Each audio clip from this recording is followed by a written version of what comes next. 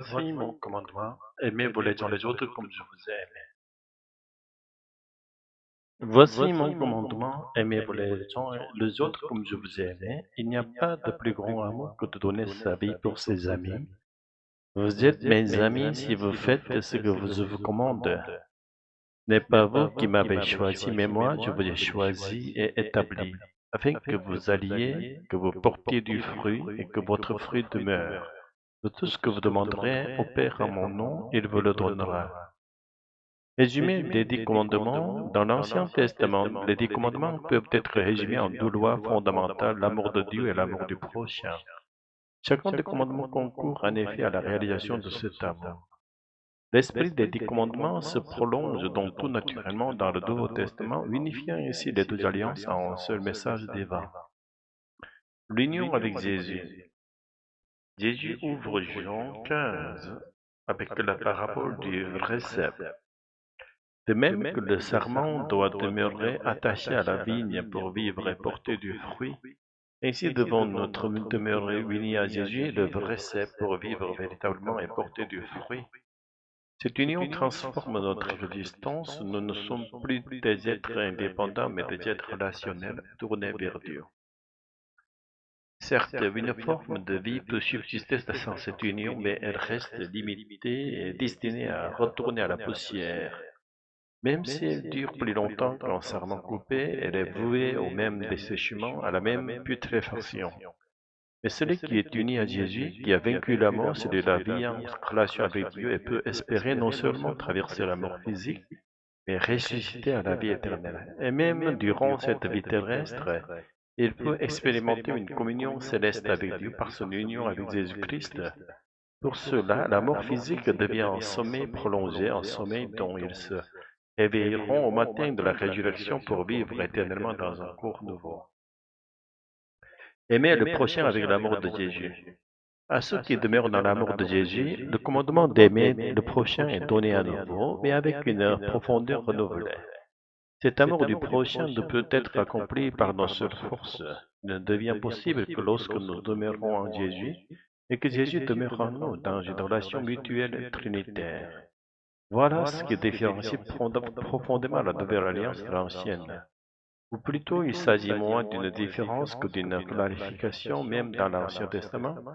La loi ne devait pas être observée par nos propres forces. Les 4 premiers commandements nous appellent à demeurer dans l'amour de Dieu, et ce n'est que dans cette demeure qu'il devient possible d'obéir aux 6 autres. C'est donc une mauvaise interprétation de croire que la loi fut donnée pour être accomplie par notre seul effort humain. Ainsi, ce n'est pas tant l'écriture elle-même qui diffère entre l'Ancien et le Nouveau Testament, mais plutôt l'interprétation qu'on en a faite. Il existe toutefois une révélation plus profonde dans le Nouveau Testament, c'est celle de la personne du Saint-Esprit. Il n'est pas seulement la puissance de Dieu, ni une simple présence, ni un souffle. Il est pleinement Dieu, une des personnes de la Trinité.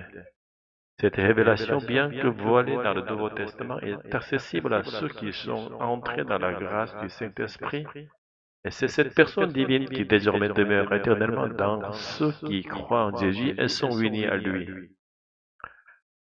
La puissance du Saint-Esprit est l'obéissance à Dieu. Ainsi, nous n'obéissons plus au commandement de Dieu par notre propre force, mais en nous abandonnant à l'œuvre du Saint-Esprit qui agit en nous. Il ne s'agit pas de mobiliser notre énergie, mais de nous viser de nous-mêmes, de cesser de résister et de contempler avec révérence l'œuvre de Dieu qui se réalise en nous. Nous devons donc apprendre à nous dépouiller toujours davantage, renoncer à notre propre volonté, afin de devenir témoins de l'action de Dieu sur la terre par notre vie. Cependant, tant que nous sommes dans la chair, il nous est impossible de renoncer entièrement à nous-mêmes. Cela serait comme une mort. C'est pourquoi la sanctification parfaite nous sera accordée au seuil de la mort quand nous quittons définitivement notre corps terrestre. Jusque-là, nous cheminons dans une sanctification incomplète, mais nous ne devons pas cesser de la rechercher. Et dans cette faiblesse, le Seigneur nous enveloppe de son pardon et de sa grâce. Il attend de nous que nous agissions envers notre prochain avec la même compassion. Au lieu de pointer la paille dans l'œil de l'autre, reconnaissons la poutre qui est dans le nôtre. Soyons patients, compatissants, capables de pardonner. Voilà comment aimer le prochain avec l'amour du Christ. un amour qui n'épargne pas sa vie. Par ce passage de Jean 15, Jésus nous révèle que le plus grand amour consiste à donner sa vie pour ses amis. Il lui-même accomplit cet amour sur la croix. Il nous appelle désormais à vivre ce même amour en nous appelant ses amis. Peut-être pourrions-nous imaginer un tel amour pour un être cher, un membre de notre famille. Mais Jésus nous appelle à aller plus loin. Il veut que nous aimions même celui qui nous méprise. À l'image du bon samaritain qui a secouru sans réserve celui qui culturellement aurait pu être son ennemi. Il s'agit donc d'un amour universel, un amour qui dépasse nos capacités. Nous devons le reconnaître humblement, nous n'en sommes pas capables. Mais c'est précisément ce que Jésus attend, ce que nous nous tournions vers le Saint-Esprit avec soif pour c'est lui seul qui peut accomplir ce commandement en nous. Comment pourrions-nous aimer nos ennemis et aimer jusqu'à donner notre vie sans cette puissance d'en haut?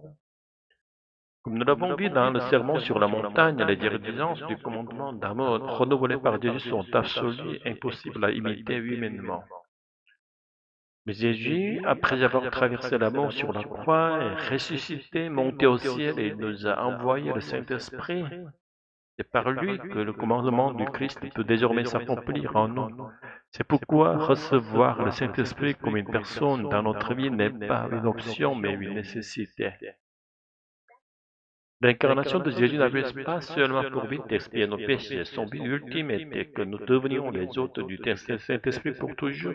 Le message final de l'Évangile n'est pas simplement que nous sommes pardonnés et purifiés, mais que nous devenions les amis du Saint-Esprit et que l'œuvre de Dieu se réalise à travers nous. La clé est l'humilité. Reconnaître le plus tôt possible que nous n'avons en nous aucune force, voilà le chemin pour accueillir personnellement le Saint-Esprit, Seigneur. Enseigne-nous cette humilité afin que ta volonté soit faite en nous. Amen.